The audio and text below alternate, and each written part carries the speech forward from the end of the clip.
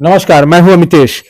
गाजीपुर के सियासी परिस्थितियों को लेकर के अगर बात की जाए तो अब तस्वीर साफ होती जा रही है कि कौन सी पार्टी किसको कैंडिडेट बनाएगी।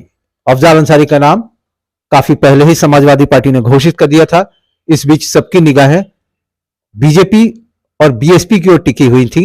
बीएसपी ने भी आज बुधवार को 10वीं सूची में गाजीपुर और बलिया की सीट पर अपने प्रत्याशी का नाम घोषित कर दिया है। गाजीपुर से बीजेपी ने पीएन राय को अपना कैंडिडेट बनाया है और बसपा की ओर से भी कैंडिडेट का नाम सार्वजनिक किया जाना बाकी है। अब जबकि गाजीपुर की संसदीय सीट की लड़ाई बीजेपी बनाम एसपी मानी जा रही थी, ऐसे में दोनों ही पार्टियों के उम्मीदवारों के चेहरे सामने हैं।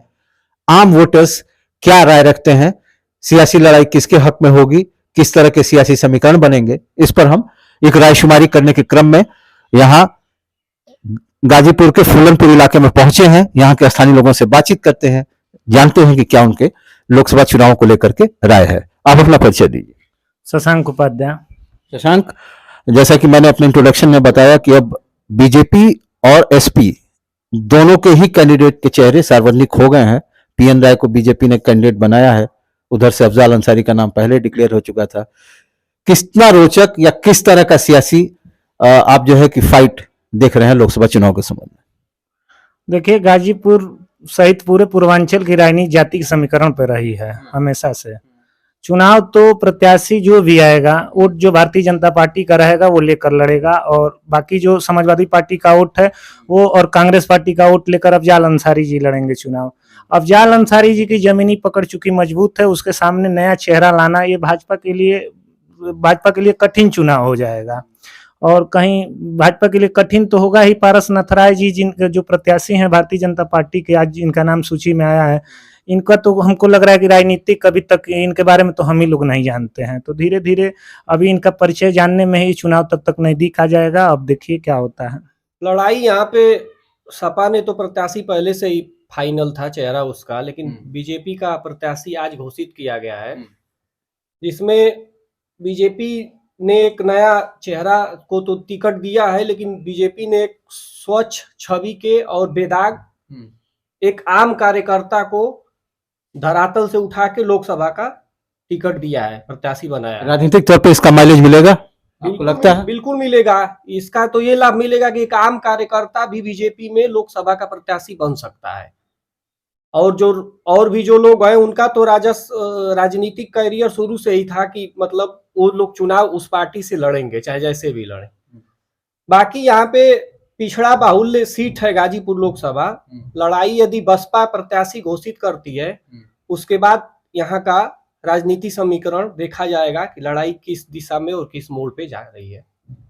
बीएसपी के लिए ऐसा प्रेडिक्शन जताया जा रहा है कि किसी सवर्ण को ही कैंडिडेट बना सकती है। इस तरह के सियासी हालात बनते दिख रहे हैं। किस तरह की त्रिकोणीय लड़ाई आप देखते हैं?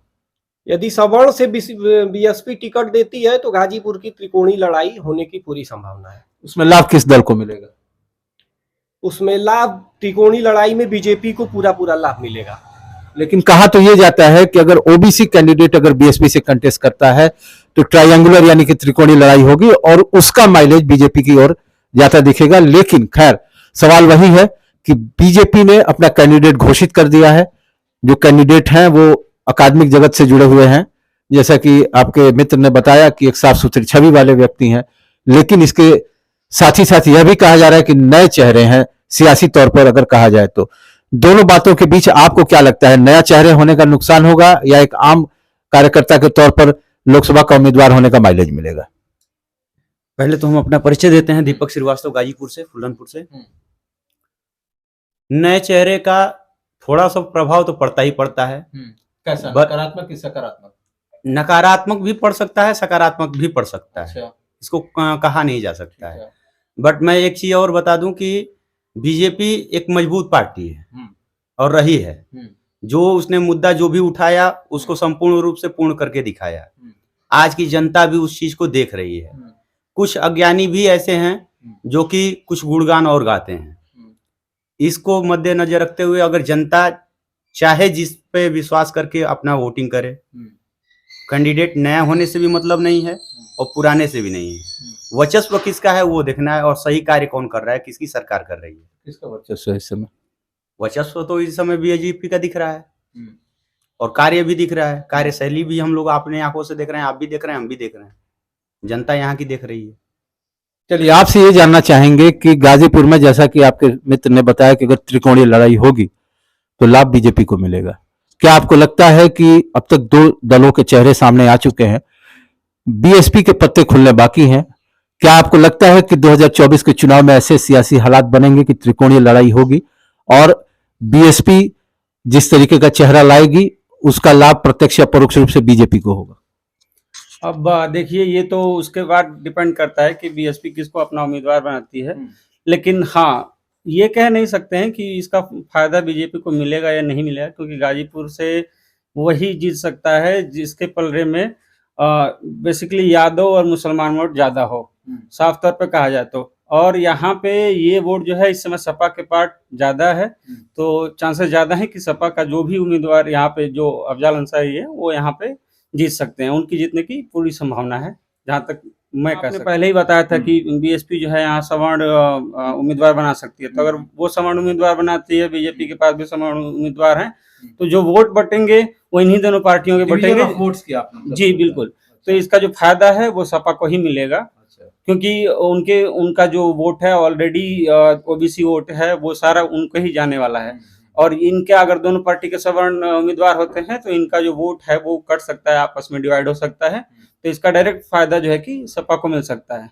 देखिए, अभी तक तो बीजेपी के प्रत्याशी घोषित नहीं थे, क्योंकि आज उनकी लिस्ट आई है जिसमें श्री पारसनाथ राय जी को टिकट मिला है, और प्रत्याशी जिस कैंडिडेट को लोग बनाए हैं उसका दूर दूर तक अभी तक किसी भी राजनीतिक चुनाव से कोई ताल्लुकात नहीं रखा गया है, और एक ही बार उनको इतने बड़े चुनाव का जिम्मा दे देना ये भी ठीक नहीं है। लेकिन चुनाव प्रबंधन से तो जुड़े रहे हैं, बताया जा रहा है सिन्हा जी जब भी चुनाव लड़ते थे उनके पूरे पोल मैनेजर्स में वो रहते थे सर। वो ठीक है, लेकिन फिर भी इतनी बड़ी राजनीतिक जिम्मेदारी को लेने के लिए कम से कम एक जिम्मेवार कार्यकर्ता को भी एक बार उस पर विचार करना चाहिए था। चुनाव आपके मित्रों ने बताया कि साफ सुथरी छवि है, जमीनी कार्यकर्ता है, बहुत लो प्रोफाइल रहते हैं, तो इसका क्या लाभ मिलेगा? इसका उतना उनको तो लाभ मिलना ही चाहिए जितना मैंने वो अपने फील्ड में संघर्ष किए हैं, लेकिन फिर भी ये चुनाव के लिए बहुत ज्यादा टफ होने वाला है, क्योंकि इसमें उनको बहुत ज्यादा कड़ी मेहनत करनी पड़ेगी, ये चीज है। तो ये थे गाजीपुर के स्थानीय लोग जिनसे हमने 2024 के लोकसभा चुनाव को लेकर के चर्चा की। ऐसी ही चर्चाओं को लेकर के हम अपने दर्शकों के लिए आते रहेंगे। देश और दुनिया की खबरों के लिए आप बने रहिए एनबीटी ऑनलाइन के साथ। Amitesh Kumar Singh, NBT online, Ghazipur.